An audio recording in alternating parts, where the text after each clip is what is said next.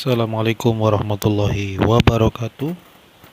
Bismillahirrahmanirrahim. Alhamdulillahi rabbil alamin. Alladzi zuyyina linnas hubbus syahawat minan nisa wal banin ila akhiril ayah. Assalatu wassalamu ala sayyidil mursalin sayyidina wa maulana Muhammadin sallallahu alaihi wasallam wa ala alihi wa sahbihi ajma'in, amma ba'd. Berjumpa kembali dengan Izalatul Jahli Channel. Mudah-mudahan ilmu-ilmu yang ada di dalamnya bermanfaat bagi kita semua. Dan jangan lupa like, comment, share, and subscribe video ini agar lebih bermanfaat untuk kita semua. Amin. Nah, pada pertemuan kali ini saya akan membahas tentang harta yang tercela.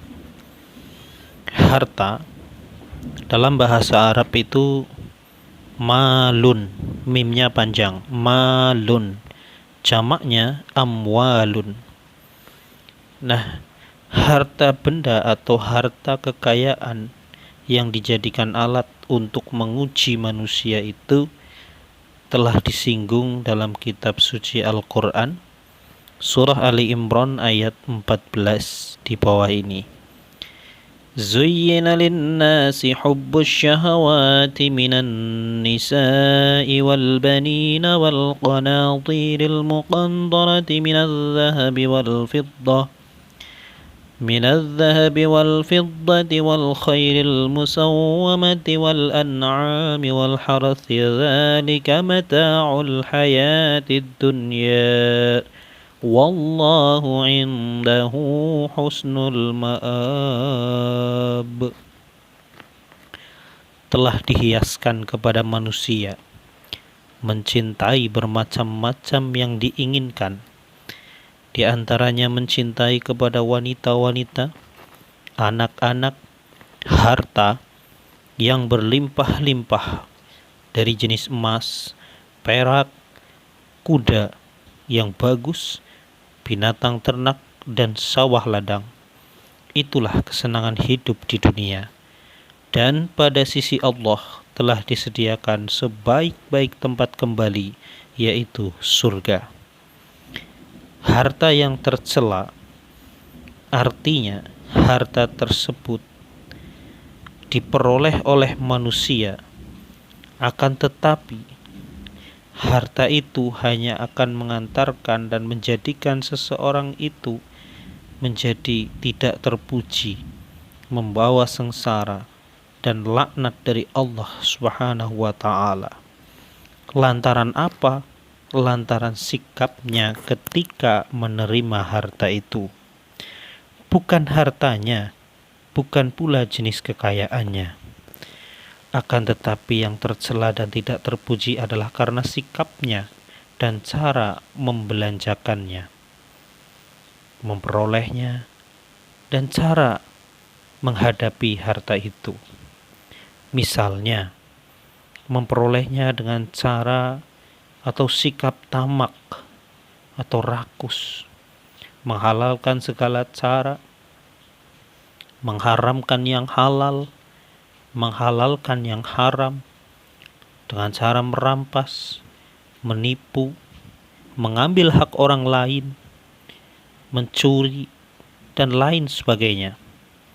Sikap yang tercela dan dilarang oleh agama dan termasuk harta yang tercela adalah cara mengeluarkannya harta tersebut pada jalan yang dimurkai oleh Allah Subhanahu wa ta'ala. Jalan yang menuju kemaksiatan atau jalan menuju kemungkaran syaitan termasuk lagi dalam kategori harta yang tercela, yaitu ketika harta itu sudah didapat dengan cara mudahnya, kemudian dia simpan, ia tumpuk-tumpuk saja dalam brankas, dalam bentuk cek, dan dalam bank dengan tujuan untuk kebanggaan, untuk kesombongan, untuk memperkuat pengaruh kekuasaannya, untuk menindas kaum yang lemah. Tidak disalurkan untuk kemaslahatan umat, kesejahteraan warga dan lingkungannya, di mana ia bertempat tinggal. Harta yang kita himpun dan kita raih dari pembagian rizki Allah lewat usaha skillnya, lewat keterampilan yang dimilikinya, itu bisa mengantarkannya kepada kemurkaan Allah apabila harta tersebut bisa melupakan dari mengingat Allah, menjauhkan diri dari mengingat Allah. Allah Subhanahu wa ta'ala telah memberikan peringatan kepada hambanya. Jangan sampai harta yang kita peroleh itu entah berupa uang, jabatan, ataupun pangkat bisa menjadikan kita jauh dan lalai dari Allah, melalaikan semua perintah-perintahnya, sebagaimana yang termaktub dalam Al-Quran surat Al-Munafiqun ayat 9. A'udzu billahi minasyaitonir rajim. Ya ayyuhalladzina amanu la tulhikum amwalukum wala auladukum an dzikrillah wa man yaf'al dzalika fa ulaika humul khasirun. Hai orang-orang yang beriman, janganlah hartamu dan anak-anakmu itu melalaikan kamu dari mengingat Allah. Dan barang siapa yang berbuat maksiat, berbuat demikian, mereka itulah orang-orang yang merugi. Harta, uang, kekayaan, jabatan dan sebagainya, dan anak-anak itu adalah merupakan sumber fitnah atau ujian, serta mendatangkan murka Allah apabila kita tidak pandai-pandai mengendalikan dan menyetir harta tersebut, tidak diarahkan dan dibimbing kepada jalan Allah pada tuntunan dan syariat Islam, sebagaimana yang disinggung oleh Allah melalui firman-Nya dalam Quran surat At-Taghabun ayat 15. Innama amwalukum wa auladukum fitnatun wallahu indahu ajrun azim.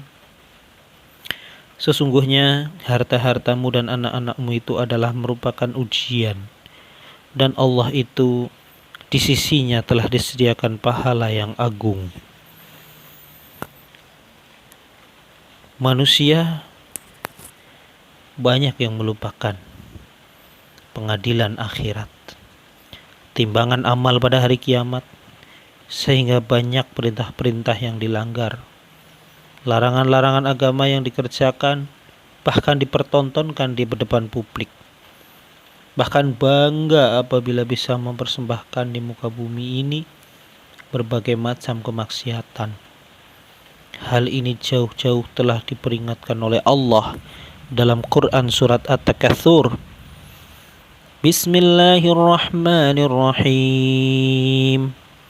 Alhaakumut takatsur hatta zurtumul maqabir. Kalla sawfa ta'lamuna thumma kalla sawfa ta'lamun. Kalla law ta'lamuna ilmal yaqin latarawunnal jahim. ثم لترونها عين اليقين ثم لتسألن يومئذ عن النعيم. Kamu telah dilalaikan dari mengingat Allah karena bermegah-megahan, sehingga kamu masuk ke dalam liang kubur. Sebenarnya lah kelak kamu akan mengetahui. Kemudian sebenarnya kelak kamu akan mengetahui sebenar-benarnya, sekiranya kamu mengetahui dengan pengetahuan yang yakin. Sungguh kamu akan melihat neraka itu, kemudian sungguh akan melihatnya dengan penglihatan yang yakin, kemudian sungguh kamu ditanya pada hari itu tentang segala nikmat. Dan Allah Subhanahu wa ta'ala selaku pembagi rizki, pembagi harta, akan memberikan ancaman yang sangat dahsyat bagi mereka yang selalu menumpuk-numpuk harta dengan tujuan untuk kebanggaan, kesombongan, Dan mereka yang mempunyai anggapan dan asumsi bahwa harta yang dikumpulkan dan ditumpuk-tumpuk itu dapat mengekalkan hidupnya di dunia ini, mengekalkan jabatan dan kekuasaannya. Allah Subhanahu wa taala telah berfirman dalam surat Al-Humazah, Bismillahirrahmanirrahim. Wailul likulli humazatil lumazah alladzi jama'a malan wa 'addada yahsabu anna malahu akhlada kalla layunbadhanna fil hutamah wa ma adraka mal hutamah narullahil muqadah allati tattali'u 'alal af'idah innaha 'alaihim mu'sadah fi 'amadin mumaddadah. Celakalah bagi setiap orang pengumpat lagi pencela yang mengumpulkan harta dan menghitung-hitungnya. Dia mengira bahwa hartanya itu dapat mengekalkannya. Tidak, sekali-kali sungguh dia akan dilemparkan ke dalam neraka hutamah. Dan tahukah engkau apa neraka hutamah itu? Yaitu api Allah yang dinyalakan, yang sampai ke hati. Sesungguhnya api itu ditutupkan atas mereka pada tiang yang panjang. Seseorang yang mencintai harta, dunia, jabatan, sampai melupakan Allah dan melanggar perintah agama. Na'udzubillah, tsumma na'udzubillahi min dzalik. Nah, di sini kita mulai berpikir bahwa setiap harta yang kita peroleh akan ada hisabnya, perhitungannya kelak di yaumil qiyamah. Maka dari itulah kita harus belajar qanaah agar harta kita menjadi harta yang tidak tercela. Mudah-mudahan kita selalu dalam bimbingan dan lindungan serta ridho Allah Subhanahu wa taala. Amin ya rabbal alamin. Assalamualaikum warahmatullahi wabarakatuh.